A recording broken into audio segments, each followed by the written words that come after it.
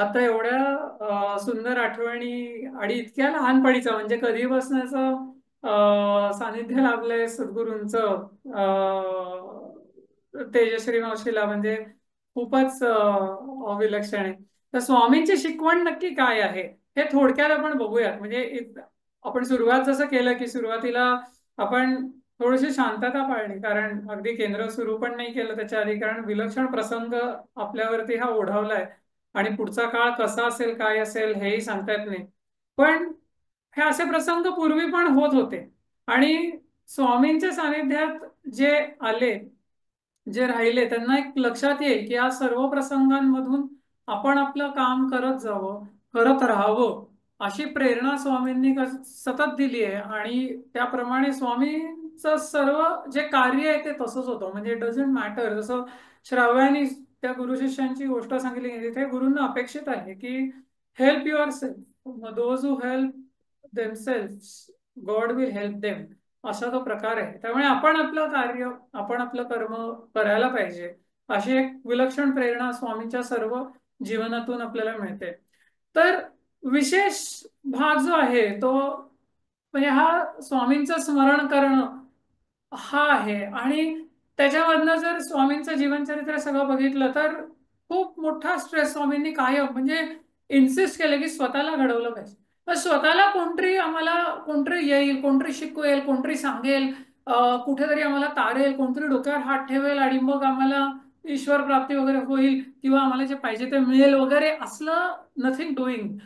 तुम्ही स्वतः कष्ट करा, तुम्ही स्वतः त्याच्यासाठी प्रयत्न करा आणि तुम्ही ईश्वरावरती श्रद्धा ठेवा, पण स्वतः स्वतःला घडवा असं म्हटलेलं आहे. मी भगवद्गीतेमध्ये एक फार सुंदर उद्धरे आत्मानम असं म्हटलंय, आत्मानम वसादयेत, म्हणजे हा श्लोक आलेला आहे आणि फार सुंदर आहे की तुम्ही जर खाली बघितलं राईट साईडला तर इलेव्हेंट युअर सेल्फ असं त्यांनी म्हटलंय. म्हणजे स्वतःचा उद्धार, स्वतःचा उद्धार म्हणजे काय, उत्कर्ष करून घ्यायचा. म्हणजे quality of our mind should continuously increase and improve. आणि ते कोण करणार, ते आमचं जीवन कधीतरी बदलेल, त्याच्यामध्ये चांगले प्रसंग येतील, मग आम्ही हे सर करू. नथिंग डुईंग लाईक दॅट आत्ताच. आणि त्यासाठी जबाबदार कोण आहे, तूच. म्हणजे तूच तुझा बेस्ट फ्रेंड होऊ शकतोस किंवा तूच तुझा वर्स्ट एनिमी होऊ शकतोस. आणि असं जसं की नाही, मूड ऑफ झाला की आपण काय वाटेल ते आपण विचार करू शकतो किंवा काही बोलून मोकळ होतो, चिडचिड करतो, काही करतो. आणि जर मूड चांगला असेल तर आपण खरोखर अनेक चांगली कामं आणि पटपट पण करू शकतो. तर असं ते आहे, तसं सांगितलंय. त्यासाठी योग्य साधनेतनं हा प्रयत्न सतत करत गेला पाहिजे आणि सतत स्वतःला घडवलं पाहिजे असं म्हणलंय. मग घडणे म्हणजे तरी काय, तर थोडं आपल्याला नेहमी घडणे म्हणजे काय, पर्सनॅलिटी डेव्हलप करणे हे लक्षात घ्यायचं. पर्सनॅलिटी असा शब्द आला ना की स्वामी विवेकानंद आठवायचे, त्यानंतर समर्थांची मूर्ती समोर आणायची, आपल्या स्वामींची मूर्ती समोर आणायची. म्हणजे पर्सनॅलिटी म्हणजे काय, श्रीराम बाप्पाची आणायची, लक्ष्मणाची आणायची, हनुमंतांची आणायची, श्रीकृष्ण बाप्पाची आणायची. पर्सनॅलिटी म्हणजे नुसता बाह्य अपिअरन्स नव्हे बरं का. शरीर तर पिळदार आहेच, पण नुसतं आजकाल जे पर्सनॅलिटी म्हणतात ते नुसतं मेकअप करा आणि काहीतरी करा आणि बाहेरनं छान छान छान छान दिसा, पण तसं नाही. समर्थांनी बघा फार सुंदर म्हटलेलं आहे की बहुसज्जला नेटका साज केला, विचारा विणे सर्वही व्यर्थ गेला. म्हणजे काय, म्हणजे नुसतं बाहेरनं तुम्ही मेकअप केलं किंवा छान छान कपडे घातले, काहीतरी भारी दिसायचा प्रयत्न केला, गॉगल बिगल लावलं, काय हेअर जेल लावले पोरांनी, whatever you do right, पण जर आतमध्ये विवेक नाहीये, म्हणजे अंतरामध्ये, मनामध्ये ते विवेकशील नाहीये, तिथे धीर गंभीर मन नाहीये, मन स्थिर नाही आहे, तर सर्व चांगले विचार नाहीये, तर त्याच्याशिवाय हा सर्व जो काही थाटमाट बाहेरचा आहे तो सगळा व्यर्थ गेला. असं म्हणलंय, व्यर्थ गेला, त्याचा काही उपयोग नाही. वरी चांगला अंतरी गोड नाही, तया मानवाचे जिणे व्यर्थ पाही. म्हणजे वरनं बाहेरनं छान छान दिसतो, पण आतमध्ये अंतःकरणामध्ये काळोख, वेडवाकडं बोलतो, वेडेवाकडे विचार करतो, दुसऱ्यांना नावं ठेवतो, दुसऱ्यांबद्दल गॉसिप करतो, त्यांचं काहीतरी वाईट व्हावं असं मनामध्ये बाळगतो. अशा सर्व ज्या सगळ्या दुष्प्रवृत्ती आतमध्ये बाळगायच्या, म्हणजे पॉलिटिशियन थोडक्यात. बाहेर मस्त अगदी छान बोलायचं, आता तेही नाही करत, म्हणजे ते लोक इतके निर्लज्ज झालेत. पण असा सर्व जो भाग आहे त्याला समर्थांनी म्हणले की पर्सनॅलिटी डेव्हलपमेंट म्हणजे नॉट ओनली अपिअरन्सेस, पण बियॉन्ड अपिअरन्सेस तुमची quality of mind, quality of intellect कसा डेव्हलप करता हे महत्वाचं. स्वामींनी स्वतःला घडवा म्हणजे काय तर असं घडवा. तर स्वामींनी स्वतःला घडवून ते सर्वांपुढे उदाहरण ठेवलंय आणि आपल्याला ती विलक्षण प्रेरणा दिली. वरी चांगला अंतरी पण गोड आहे, बाहेर पण छान राहतो, स्वच्छ राहतो, नीटनेटका राहतो आणि अंतरामध्ये म्हणजे त्याचं मन पण प्रसन्न आहे, अतिशय प्रेमळ आहे. तया लागी कोणीतरी शोधित आहे. म्हणजे अशा माणसाला सर्वच जण अशा माणसाशी मैत्री करू पाहतात, त्याच्यावरती प्रेम करतात. प्रेम करतात म्हणजे त्याला ते आवडतात, इतर लोकांना ती व्यक्ती आवडते आणि त्याची मैत्री असावी असं वाटत असतं. सदा अंतरी गोड ते सांडवेना, कदा अंतरी ओखटे देखवेना, म्हणून बरा गुण आधी धरावा असं म्हटलंय. म्हणून सगळे जे सद्गुण आहेत ते अंतरामध्ये प्रथम धरावेत, म्हणजे सहज आपल्या जीवनामध्ये ते व्यक्त होतील. तर स्वतःला असं घडवा अशी एक मोठी प्रेरणा स्वामींनी सर्वांना दिलेली आहे आणि करून दाखवलेलं आहे. मग जसं मी म्हटलं तसं मग अशी श्राव्यानी गोष्ट सांगितली होती, तो पडलेला कमंडलू तो नाल्यामध्ये पडतो खरं तर, आणि त्या नाल्यामधनं तो काढायला सर्वांना शक्य होतं, पण नाही कोणी उतरत. सगळे विचार करत बसतात कसं करू कसं करू. अरे जा ना, चल कर. मला ध्यानाला बसवतात येत नाही, मी कधी बसणार, मी कसं करणार, हे नथिंग डुईंग. चलो तुला आता माहिती आहे ना, एवढी केंद्र अटेंड केलीस ना, तुला प्रक्रिया माहिती आहे, स्वामींनी सांगून ठेवलेली आहे. प्रयत्न कर. प्रयत्न करता करता करता नक्की येईल. त्यामुळे God helps those who help themselves हे लक्षात घेतलं पाहिजे. त्यामुळे अंतरंग नाम आणि ध्यान ही उपासना जीवनामध्ये प्रथम ठेवली पाहिजे, प्रधान ठेवली पाहिजे. दिवसाची सुरुवात त्यांनी झाली पाहिजे, दिवसाचा शेवट त्यांनी झाला पाहिजे. दिवस आम्ही घालवताना ईश्वर भावामध्ये आमचं सर्व कर्म कर्तव्य करण्याचा प्रयत्न केला. जे काय आम्ही करतो ते आता अभ्यास करताना आम्ही देवाचाच विचार करतो का, असं नाही करतायत. कारण एका वेळेस टू फोकस, पण आमचा अभ्यास छान व्हावा, आम्हाला दिलेल्या वेळेचं नियोजन नीट करता यावं आणि मनापासून आमच्याकडनं प्रयत्न घडावा ही प्रार्थना निश्चित देव बाप्पाकडे करावी. आम्हाला एवढेच मार्क पडू दे, तेवढेच मार्क पडू दे, इतके मार्क पडले तर आम्ही काय पेढे ठेवू बर्फी ठेवू असला काहीतरी गोंगळपणा करू नये हे कोणीच सांगितलं नाही. कधीतरी वाटू शकतं, त्रास होऊ शकतो, देवाशीच बोलायचं असतं, पण देवाकडे मागायला जाऊ नये इतर गोष्टी, पण त्याच्याकडे त्याचीच भक्ती मागायला जावं असं सांगितलंय. त्याला देव बाप्पा निश्चितपणे मदत करतो. मग हे कसं शक्य होईल? स्वाध्याय, सत्संग आणि सेवा ह्या तीन जर हे त्रिसूत्री आपण लक्षात ठेवली तर नक्की त्याच्यामधनं शक्य होईल. मग आता आमची प्रगती होते का नाही, आम्हाला जमतंय का नाही कसं ओळखणार? अगदी 2 सिंपल टेस्ट करायच्या स्वतःवरतीच. 2 सिंपल टेस्ट काय आहे? एक तर आपल्याला आपली साधना, आपली म्हणजे आपण जे करतो ती साधना आवडायला लागते. म्हणजे ईश्वर बाप्पाबद्दल आपल्याला मनामध्ये प्रेम वाढायला लागतं, आपल्याला अधिकाधिक छान वाटायला लागतं, त्याच्याबद्दल ऐकावं असं वाटायला लागतं, त्याच्याकडे बघावं असं वाटायला लागतं, त्याला नमस्कार करावा असं वाटायला लागतो, ध्यान असं करावं असं वाटायला लागतं, नामस्मरण करावं असं वाटायला लागतं, अधिक काळ शांत बसावं असं वाटायला लागतं. त्यामुळे मन पवित्र होतं. असं एकांतामध्ये निश्चित मनामध्ये आमच्या चित्तामध्ये ईश्वराप्रती प्रेम निर्माण होतं. एक सिंपल टेस्ट आहे, हो की नाही, की आम्ही बरोबर करतोय का चुकीचं करतोय जीवनामध्ये. Simple test. आणि दुसरी सिंपल टेस्ट काय आहे की लोकांमध्ये असताना आमच्या कॉन्फ्लिक्ट आणि भांडणं कमी होतात. कोणतरी आम्हाला त्रासच देतोय, त्याच्या चाड्याच कराव्यात, कोणाबद्दल जाऊन उगाच काहीतरी बोलावं, कुठेतरी गॉसिप करावी, त्यांनी मला हे केलं, यांनी मला ते केलं, त्यांनी मला त्रास दिला.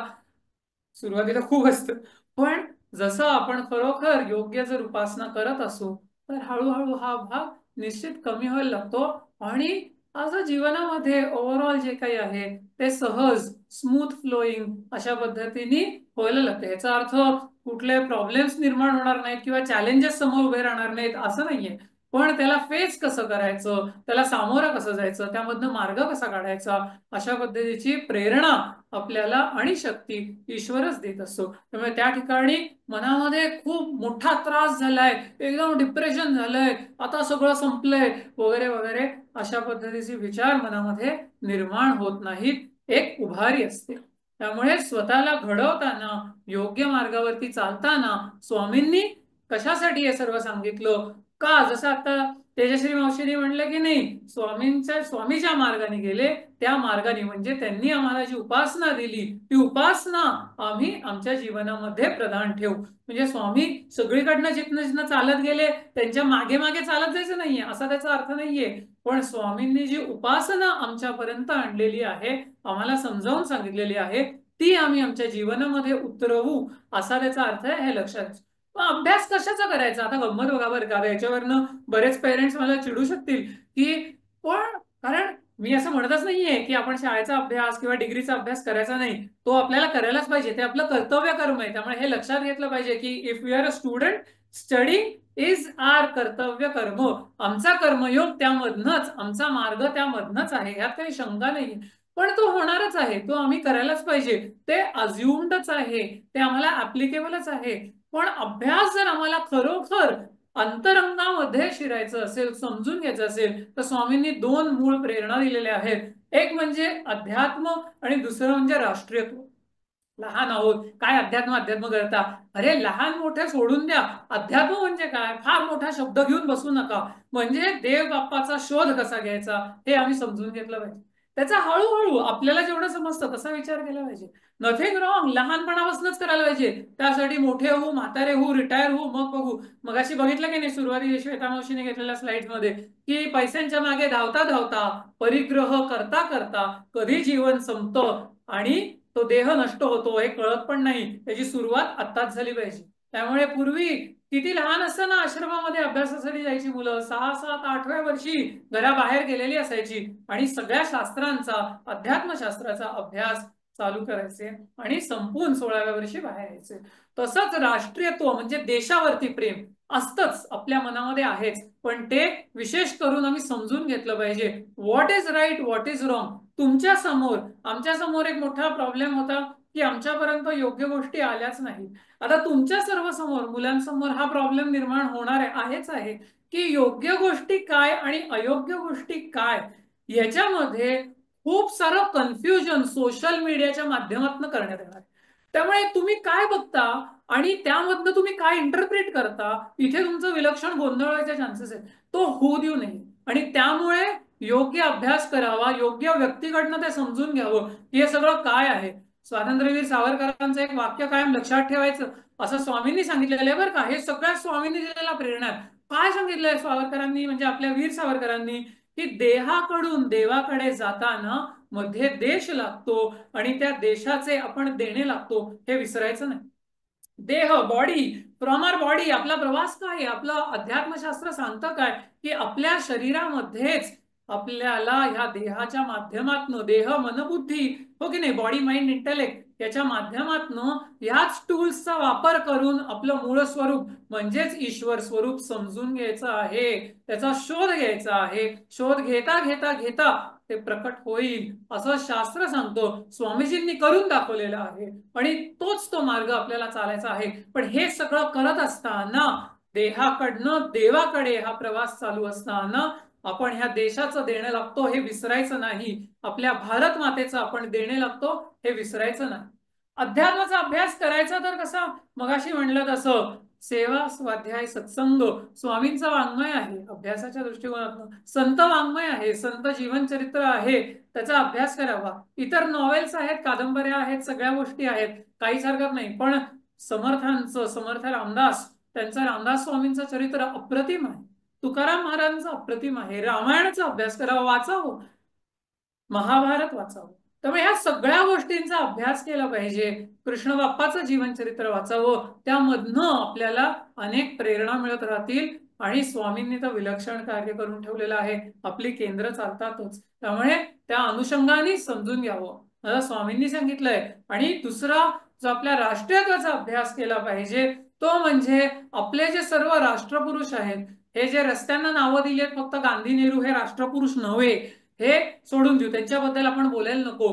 पण इथे अनेक जे दिसत आहेत तुम्हाला स्लाइड वरती, त्यामध्ये अनेक महान सायंटिस्ट आहेत, अनेक महान क्रांतिकारक आहेत, अनेक महान सोल्जर्स आहेत. या सर्वांचं जीवन चरित्र, त्यांचा त्याग, त्यांचा डिसिप्लिन, त्यांनी कुठली प्रेरणा घेतली, त्यांचे अनुभव, त्यांनी देशाला कसं सर्वस्व अर्पण केलं होतं, या सर्व गोष्टींचा थोडा विचार करावा, थोडं चिंतन करावं, थोडा अभ्यास करावा. आणि त्यामधनं आम्ही देशाची सेवा कशी करू शकू अशी नक्की प्रेरणा आपण घेतली पाहिजे. ज्या कार्यात आम्ही असू, जे उपजत आम्हाला इंटलेक्च्युअल किंवा कुठल्याही पातळीवरती जी प्रतिभा प्राप्त झाली असेल, प्रत्येकाकडे कला आहे, प्रत्येकाकडे प्रतिभा आहे. कला म्हणजे वाद्य गायन असं मला म्हणायचं नाहीये, पण वेगवेगळं स्किल आहे आणि ते स्किल आम्ही डेव्हलप करावं आणि आमच्या देशाची सेवा करावी, नक्की करावी. आता आज तुमच्या सर्वांसमोर, आपल्या सर्वांसमोर, म्हणजे ऍज पेरेंट्स किंवा ऍज चिल्ड्रन किंवा स्टुडंट्स, आणि in fact in front of everybody in India today, हा एक मोठा प्रश्न आहे. आणि तो प्रश्न मी जसं म्हणलं, असं वेगवेगळ्या नरेटिव्ह मधनं, कन्फ्युजनच्या दृष्टिकोनातनं तुमच्यावर बंबार्ड करण्यात येणार आहे. तो केलाही जातो, तो कळत असेल किंवा नसेल इज अ डिफरंट थिंग, पण आपल्याला ते कळलं पाहिजे म्हणून आपला हा प्रयत्न चाललेला आहे. तर कोणी तुम्हाला येऊन राम राम म्हटलं उद्या शाळेमध्ये, तर एकदम तुम्ही चेहरा वाकडा करा.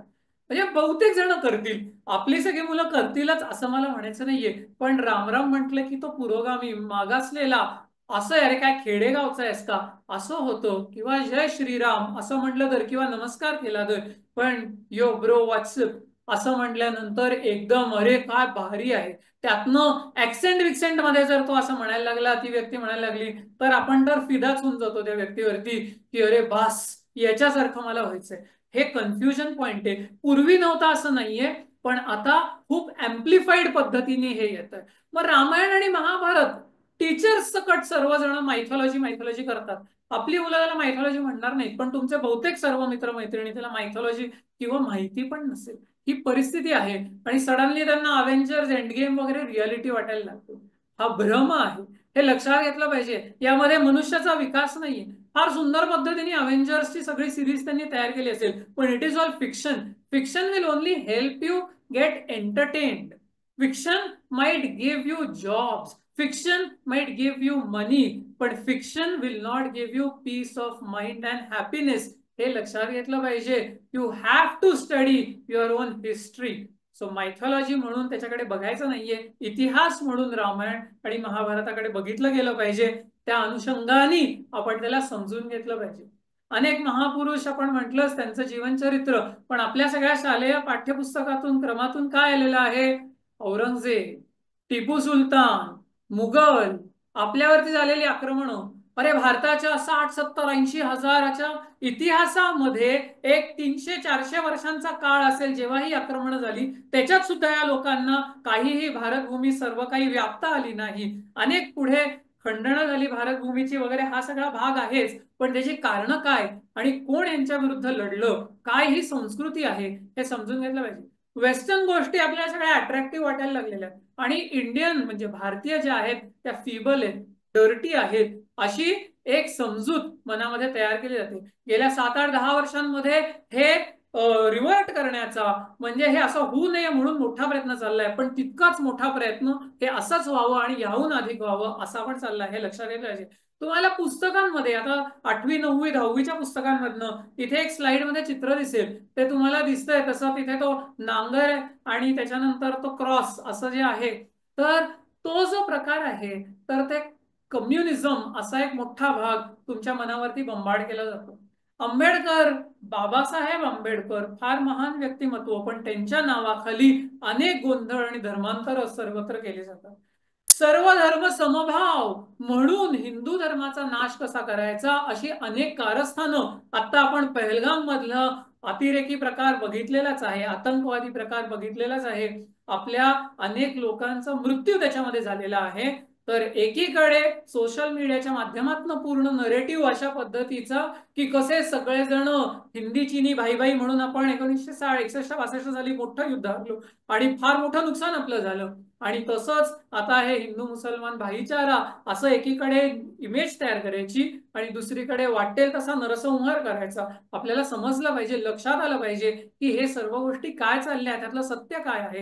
ही प्रेरणा स्वामींनी आपल्यापर्यंत आणलेली आहे, पोहोचलेली दिलेली आहे. आपण अभ्यास करावा, थोडं समजून घ्यावं. त्यामुळे प्रयत्न काय चालू आहे की आपल्या देशातल्या मुला मुलींमधलं अध्यात्म जे आहे, राष्ट्रीयत्व जे आहे, ते सुप्त राहावं. सुप्त म्हणजे काय? स्लीपिंग स्टेटमध्ये राहावं, कम्प्लिटली अस्लीप. ते वरतीच येणार नाही, आणि हळूहळू हळू त्याला in it sleep only kill it, त्याचा नाश करावा, अशा पद्धतीचा एक मोठा प्रयत्न चाललेला आहे.